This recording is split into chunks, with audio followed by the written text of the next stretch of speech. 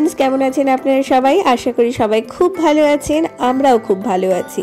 Thumbnail দেখে তো বুঝেই গেছেন আজকে বাঘ সিংহর রাজত্বে একটু ঘুরতে যাচ্ছি। চলুন আপনারাও। আজকে আমরা যাচ্ছি বেঙ্গল সাফারি, শিলিগুড়ির বেঙ্গল সাফারিতে।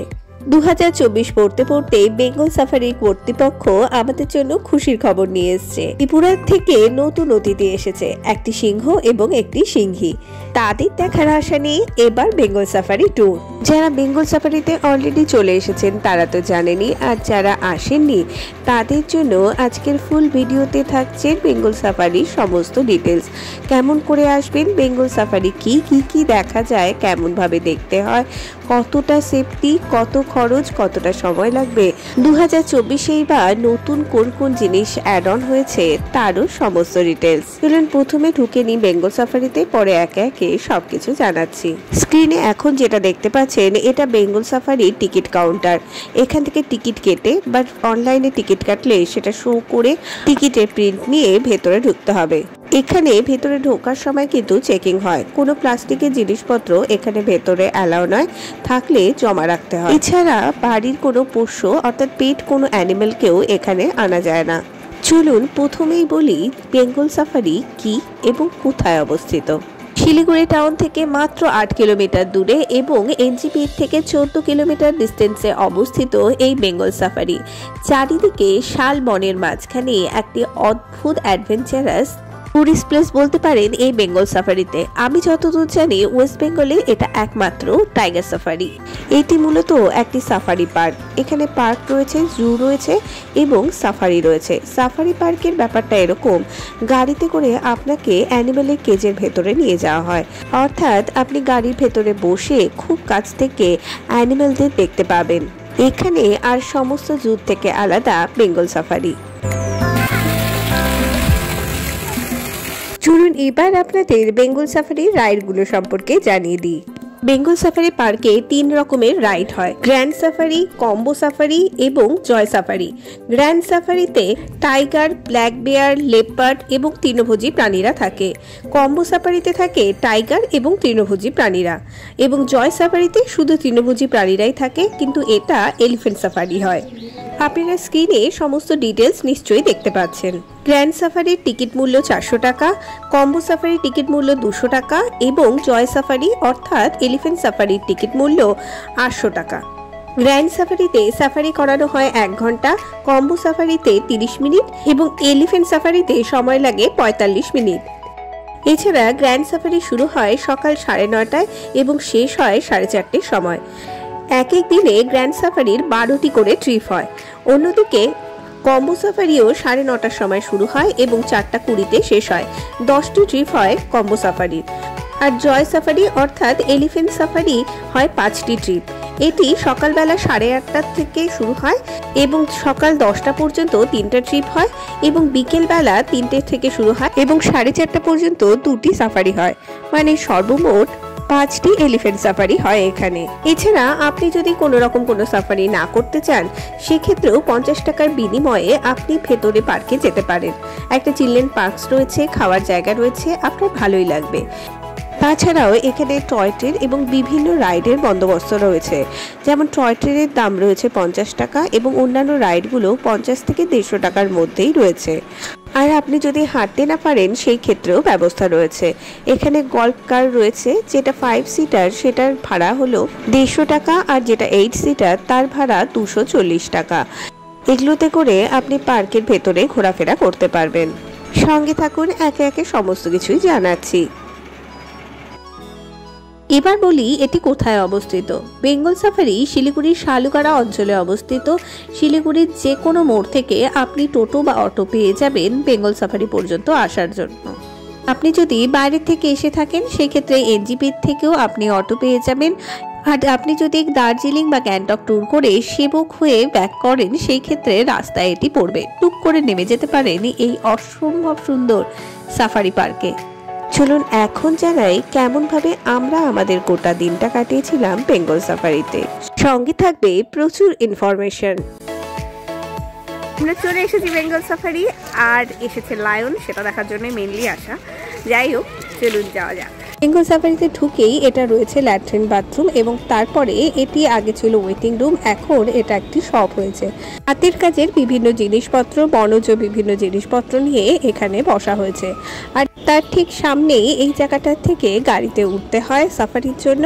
আর পাশেই রয়েছে পার্ক এবং ফুড কর্নার।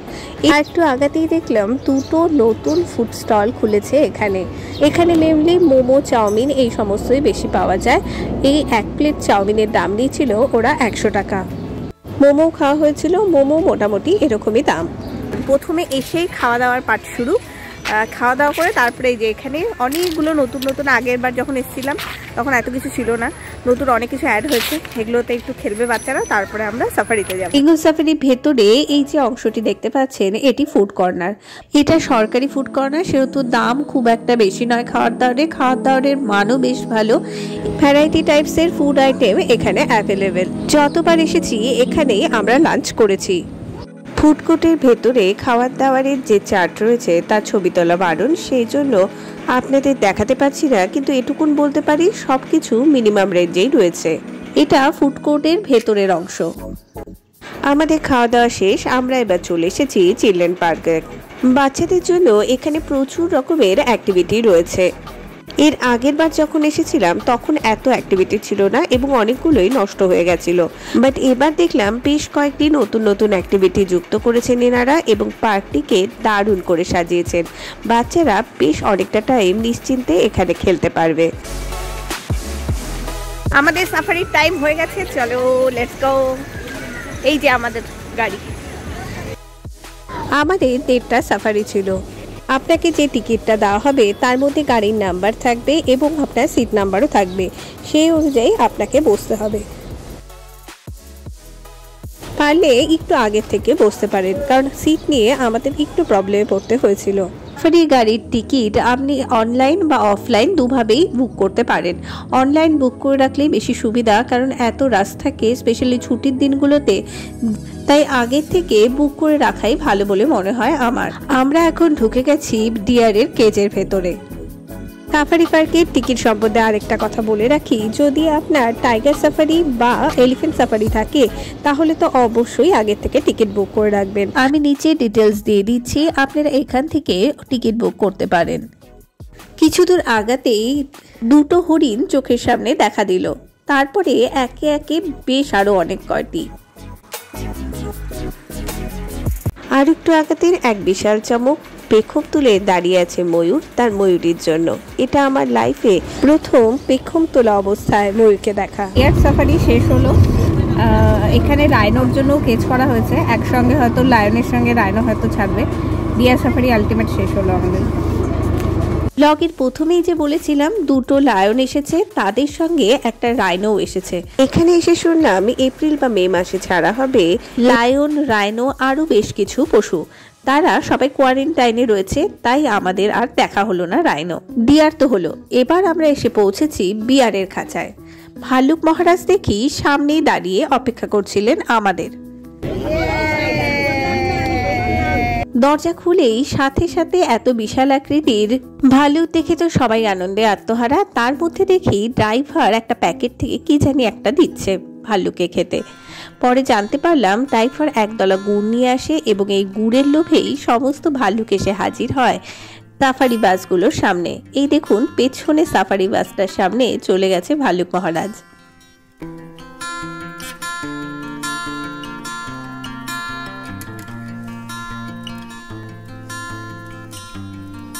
আর একটু আগাতে আরেকটি ভাল্লুকের সঙ্গে দেখা হলো আমাদের।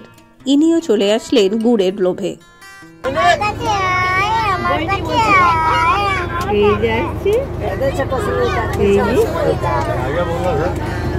তারপরে এলাম ভাল্লুকের কেজের সামনে।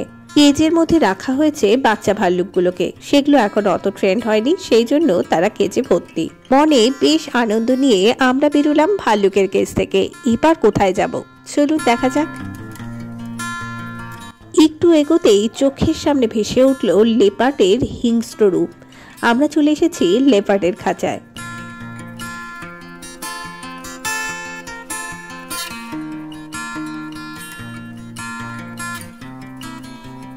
তখন ডিয়ারের যেটা কেজ ছিল প্রচণ্ড হইহুল্লোড়, কারণ ডিয়ার দেখে। যেই লেপার্ডের খাঁচাতে ঢুকলাম সঙ্গে সঙ্গে চারিদিকে সুনসান, সবাই চুপ করে দেখছে কোথায় লেপার্ড। যে কোনো সাফারি পার্কের সবচেয়ে ভালো ব্যাপার হলো ওয়াইল্ড অ্যানিমেলকে একদম জঙ্গলের মাঝখানে দেখা, তার সঙ্গে এটি আবার অ্যাসিওরও করে যে আপনি দেখতে পাবেনই, যেটা অভয় অরণ্যের ক্ষেত্রে থাকে না। ওটা অনেকটা লাকের ব্যাপার, বাট এখানে আপনি শিওর থাকেন কি কি প্রাণী দেখতে পাবেন। আমরা যেমন অনেকক্ষণ খুঁজেও আলটিমেট চিতাবাঘকে খুঁজে পেলাম না, তখন ড্রাইভার আমাদের নিয়ে আসলো এই খাঁচার মধ্যে। এখানেও বেশ কয়েকটি চিতাবাঘ রাখা রয়েছে, এরা ট্রেন্ড হচ্ছে, ট্রেন্ড হয়ে গেলে এদের জঙ্গলে ছাড়া হবে। এবং সবচেয়ে ভালো কথা, ড্রাইভাররা কিন্তু ভীষণ চেষ্টা করে জঙ্গলের মাঝখানে এই পশুগুলোকে দেখানোর জন্য। এর আগের বার কিন্তু আমরা বাইরে ঘুরে বেড়াতে দেখেছিলাম চিতাবাঘগুলোকে, বাট এবার কোথায় যে লুকিয়েছে অনেক খুঁজেও পাওয়া গেল না। লেপার্ডের খাঁচার সামনেই লেপার্ড দেখতে হচ্ছে আলটিমেট, কারণ হারিয়ে গেছে। যেগুলো জঙ্গলে দুটো ছাড়া আছে সেই দুটো হারিয়ে গেছে, পাওয়া যাচ্ছে না তাদেরকে। আলটিমেট চিতাবাঘের খাঁচার থেকে এবার বেরোনোর পালা। প্রতিটি খাঁচার বেরোবার এবং ঢোকার পথ কিন্তু আলাদা, এবং প্রত্যেকটি পথে দুটো করে গেট রয়েছে। এই প্রথম গেট খুলে গেল, এবার দ্বিতীয় গেট খুলে যাবে। এবং এই যে খাঁচাটি দেখা যাচ্ছে এর মধ্যে একজন করে গার্ড থাকেন, তিনি কেজের রক্ষণাবেক্ষণের দায়িত্বে থাকেন এবং গেট খোলা এবং বন্ধ করারও দায়িত্বে থাকেন। আরেকটা কথা তো জানানোই হয়নি, বেঙ্গল সাফারি সারা বছর প্রতিটা ঋতুতেই খোলা থাকে, কিন্তু প্রত্যেক সপ্তাহে সোমবার করে বন্ধ থাকে। সেহেতু সোমবার বাদ দিয়ে অন্য যে কোনো দিন আপনি এখানে আসতে পারেন। আর এখানে 5 বছরের নিচে বাচ্চাদের টিকিট মূল্য লাগে না। এখনো পর্যন্ত এখানে সর্বমোট 3টি সাফারি হয়, লায়ন আসলে হয়তো আরও একটি সাফারি অ্যাড হবে। আশা করছি মে মাসের মধ্যে এর উত্তর পেয়ে যাব। এবার আমরা চলে এসেছি টাইগার কেজের সামনে। প্রথম গেটটা আগের থেকেই গার্ড খুলে রেখেছিল, এবার দ্বিতীয় গেটটা খুলবেন উনি।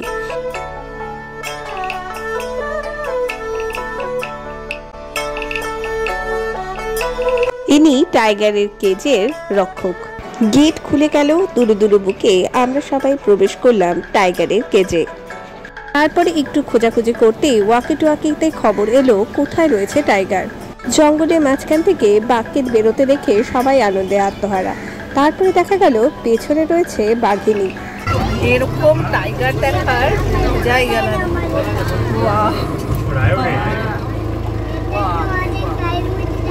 আমার এই নিয়ে 4th টাইম হলো টাইগার সাফারিতে আসার। এত কাছ থেকে বাঘ আমি কোনো দিন দেখিনি, কিন্তু আমরা যতটা খুশি ছিলাম টাইগারকে দেখে, ও কিন্তু আমাদের দেখে বিশেষ একটা খুশি ছিল না। প্রচুর পায়চারি, হাঁক ডাক সব কিছু দিয়েও যখন আর ড্রাইভার তার পথ ছাড়ছে না, তখন আর কি দুর্বলের ওপর অকারণ আক্রমণ। বেচারা বাঘিনী কিছুই করেনি, অকারণ এক ধমক চমক খেয়ে শুয়ে পড়ল।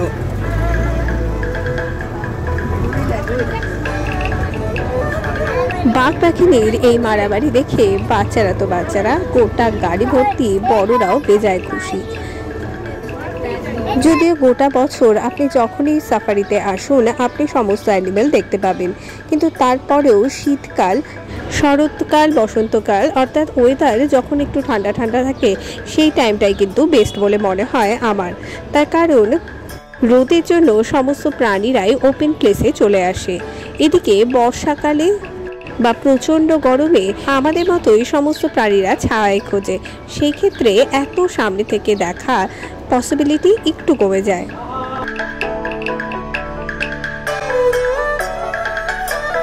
অনেকক্ষণ ধরে বাঘ দেখে আমাদের মন যখন ভরে গেল, তখন ড্রাইভার রওনা হলো সামনের দিকে।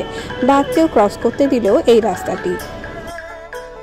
রয়্যাল বেঙ্গলের খাঁচার থেকে আমরা এবার বেরোবো। আমাদের সাফারি এখানেই ফিনিশ।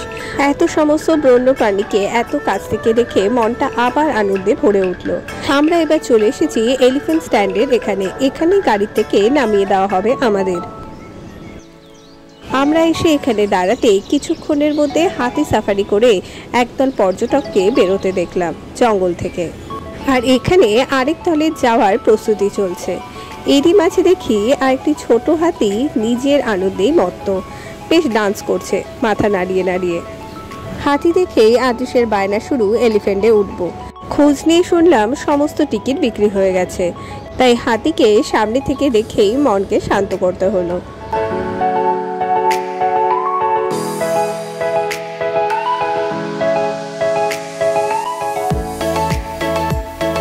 সাফারি শেষ করে খাওয়া দাওয়া শেষ, এখন আমরা একটু জুটা দেখতে বেরিয়েছি। মানে সাফারি শেষ করে যেখানে ড্রপ করে এলিফ্যান্ট জোনটা, ও জোন না, যেখানে এলিফ্যান্ট সাফারি স্টার্ট হয় সেই জায়গাটা, ওখান থেকে জুটা স্টার্ট হয় বেসিক্যালি। তো রাইট লেফট সাইড দিয়ে চলে আসলে এখানে এই কিছু কিছু জিনিসপত্র মানে পাখি, তারপরে ক্যাঙ্গারু এই সমস্ত রয়েছে। চলুন দেখা যাক।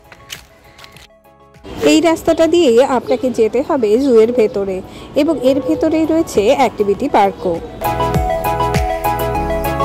এবার দিয়ে বেশ কয়েকটি নতুন খাবার দোকান দেখলাম।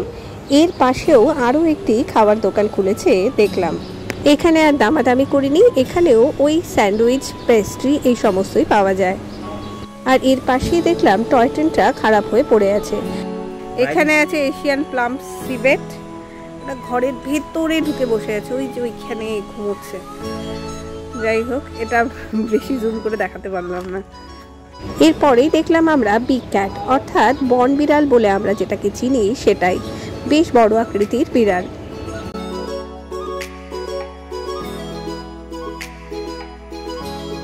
এরপরে আমরা এসেছিলাম মাংকির কেজে। মাংকির কেজে বেশ অনেক কয়টি বড় বড় আকৃতির মাংকি ছিল এখানে।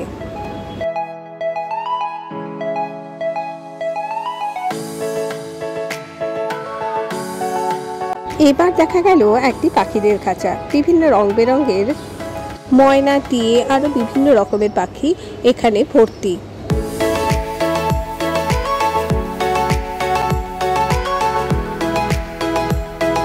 এরপরে যে কেজটিতে এলাম এটা কিন্তু বিশাল বড়। এখানে একটি সাদা ময়ূর আর কিছু ময়ূরী, আরো বেশ কিছু টিয়া পাখি, ময়না পাখি এখানে রয়েছে। এরই মধ্যে খাওয়ারের টাইম হয়ে গেছে সমস্ত পশুদের। খাবার নিয়ে চলে এসেছে জুকিপার।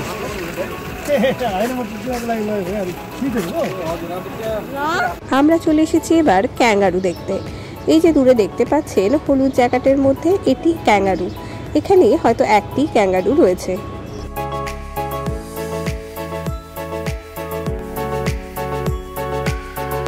এরই মধ্যে আমাদের চোখে পড়লো গল্ফ কারে করে দুজন বয়স্ক মহিলা গোটা জুতেই ঘুরে ঘুরে দেখছে। এবার আমরা চলে এসেছি সাদা হরিণের দেশে। হ্যাঁ, ভেতরে যেটা দেখতে পাচ্ছেন এগুলো হরিণ, এগুলো একদম শ্বেত শুভ্র। এবার আমরা চলে এসেছি জু সাফারির একদম শেষ প্রান্তে, ক্রোকোডাইলের কেজের ওখানে। বেশ কয়েকটি ক্রোকোডাইল রয়েছে, তার সঙ্গে টর্টয়েজও রয়েছে। আর ওটা পার করেই রয়েছে অ্যাডভেঞ্চার অ্যাক্টিভিটির জায়গা। এখানে zip lining, rope walk, climbing এবং ক্যানোপি ওয়াকের জায়গা রয়েছে। আদ্রিস জেদ হলো ক্যানোপি ওয়াকের, তাই ওকে এটাই আমরা করিয়েছি। আর জিপ লাইনিংয়ের জন্য 20 কেজি ওয়েট হতে হবে, সেটা ওর নেই, সেই জন্য ও করলো না, আমরাও করিনি। আমার বেসিক্যালি একটু ভয়ই লাগে, ওর আবার এগুলোতে ভয় লাগে না। আর বাকি অ্যাক্টিভিটিগুলো আপাতত বন্ধই রয়েছে। এই সব কিছু দেখতে দেখতে কখন যে 4:30 বেজে গেছে টেরই পাইনি। আর হ্যাঁ, আপনাদের তো বলাই হয়নি, এই পার্ক অর্থাৎ বেঙ্গল সাফারি খোলে সকাল 9টার সময় এবং বন্ধ হয় 4:30-র সময়। আমরা এখন ঢুকেছি যেখানে, এখানে গাছ বিক্রি হয়, বিভিন্ন রকমের ক্যাকটাস এবং বিভিন্ন রকমের গাছ রয়েছে এখানে ঠিকঠাক দামে। আপনারা চাইলে এখান থেকে কিনে নিতে পারেন। এটি বেঙ্গল সাফারি গেট থেকে ঢুকে আর একটু আগালেই পড়বে। এটাও দেখলাম একটি নতুন অ্যাডিশন।